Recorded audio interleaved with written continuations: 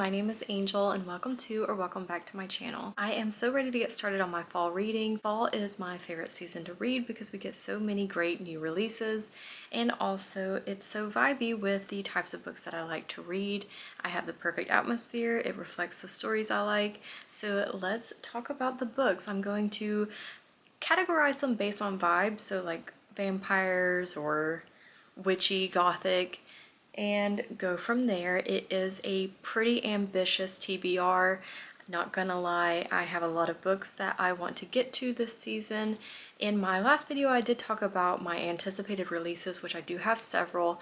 I'm not going to include those here just because I haven't purchased them. I don't own them. Some of them aren't even out yet. So what I'll do this season is if I do read a book from this TBR, which is mostly my physical TBR, then I can reward myself with picking up and reading one of my new releases. Actually, I think all of these books I have physically. Only one book is an ebook, so that's great. Let's start off with Sapphic Vampires. First on this list, I have Lucy Undying by Kiersten White. I love this cover so much. This is a reimagining of Lucy's story from Dracula, so it says here, a Dracula novel, and it sounds so atmospheric. We have vampires, of course, but also a feminist take on Lucy's story, a lot of feminine rage, so cannot wait to get to this one. Next is Bury Our Bones in the Midnight Soil by V.E. Schwab. I really enjoy V.E. Schwab's writing. Vicious was a 5-star read for me, so I can't wait to read more by this author.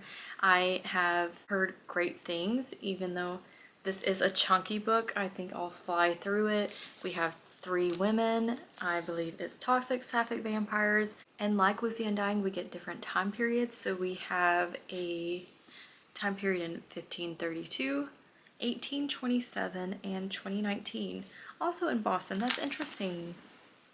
I say that because maybe not interesting to you, but it's interesting to me because I have actually already started this book, by the way, and there is chapters in present day Boston, so how fun.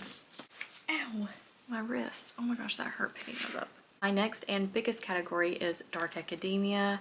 Fall makes me think of going back to school, really immersing yourself in your studies. So I have books that I think fit that vibe, and I'll start with Old School by Tobias Wolff.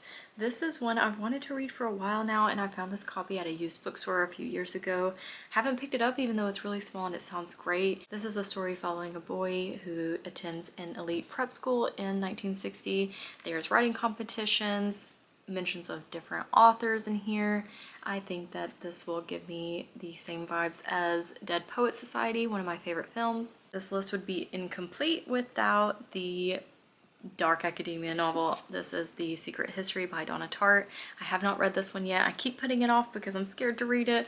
I will do my best to get to this one this year. It is chunky, but I've heard great things about it. Again, we're getting an elite school. This one is in New England, and I believe something happens that hopefully doesn't happen at most schools, but it says, under the influence of their charismatic classics professor, a group of clever eccentric misfits at an elite New England college discover a way of thinking and living that is a world away from the humdrum existence of their contemporaries.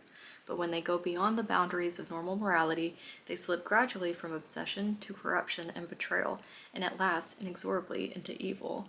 Okay, so thriller-esque, this sounds good. Not exactly dark academia, I don't really see these on the list, but based on the synopsis, this gives me those vibes, some similar elements. This is Bunny by Mona Awad. She is coming out with a sequel. It may already be out by now, I'm not sure. I have not read Bunny, but I have wanted to for a while. This is an MFA program, and some weird stuff goes down. This is also New England. MFA program at an elite New England university. Okay, perfect. And I believe the group is called the Bunnies, so looking forward to this one. This last one, not sure why I put in that stack. It's not dark academia, so scratch what I said about that being my biggest list.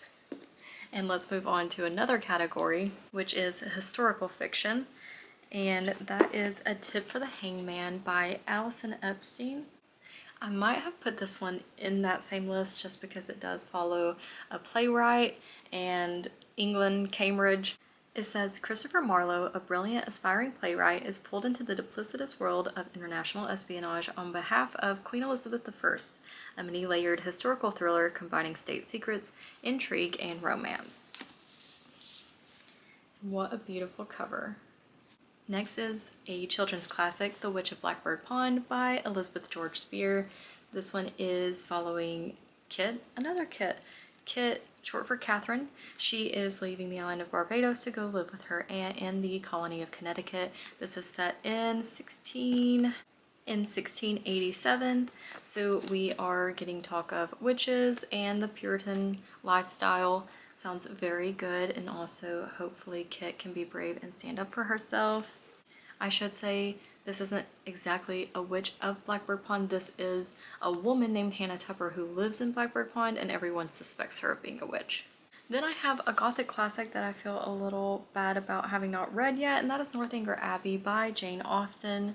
This one is one of her shorter works, and I think it'll be a good read on a gloomy, stormy evening. Last set of books I picked up are weirdish books that I don't typically read, but they called to me for some reason, so let's go over them. First one is my newest edition, Someone You Can Build a Nest In by John Wiswell. This one is following a shapeshifter who she is building a body from the remains of past meals, a metal chain for her backbone, borrowed bones for limbs, and a bear trap as an extra mouth. But she's hurt by hunters and then helped and nursed back to health by someone, a human. And I believe there is just this growing relationship between the two, so kind of gory but also wholesome. Then I have Hell Followed With Us. This is by Andrew Joseph White, and this one I picked up a few years ago now, and I was drawn to the cover, but I was also drawn to the representation. This is a queer story. This has got autistic representation. The synopsis sounds so interesting. It says, 16-year-old trans boy Benji is on the run from the cult that raised him, the fundamentalist sect that unleashed Armageddon and decimated the world's population. Desperately, he searches for a place where the cult can't get their hands on him, or more importantly, on the bioweapon they infected him with. But when cornered by monsters born from the destruction, Benji is rescued by a group of teens from the local Asian LGBTQ+ center, affectionately known as the ALC. The ALC's leader, Nick, is gorgeous, autistic, and a deadly shot, and he knows Benji's darkest secret. The cult's bioweapon is mutating him into a monster deadly enough to wipe humanity from the earth once and for all. Still, Nick offers Benji shelter among his ragtag group of queer teens as long as Benji can control the monster and use its power to defend the ALC. Eager to belong, Benji accepts Nick's terms until he discovers the ALC's mysterious leader has a hidden agenda and more than a few secrets of his own. Doesn't that sound so good? I'm noticing so many of these books are big, so what have I done to myself? Red Rabbit by Alex Grecian. It says, Wanted for Witchcraft, Dead or Alive. So this feels like a witchy book, but also a western, and the cover is indicating that, so I cannot wait for this. I've never read anything like that. And it says, saddle up, it's going to be a bloody ride. Every hired gun in Kansas is out to collect the bounty on Sadie's head. This sounds fun. I don't want to know too much about it, honestly. I just want to go into this one and go in for the vibes. The last book on my TBR is the only book I don't have a physical copy of. I have the ebook for The Butcher of the Forest. I don't know much about this one either, going off of vibes and also going off of YouTubers that I watch that have read it and enjoyed it. This one is a novella, I believe, so it's going to be a very short read. It might be a little scary, I'm not sure. I love the cover, and the primary reason for me picking up the book last year was everyone talking about the beautiful writing. That brings us to the end of my fall TBR. Thank you so much for watching. I would love to chat with you about your fall TBR, the books you're looking to pick up this season, books you may have already started and are enjoying. I'm always adding to my TBR, so also feel free to leave me recommendations at any time. I would love that. Thank you so much for watching. I hope you have a great day, and I hope to see you in the next one. Bye!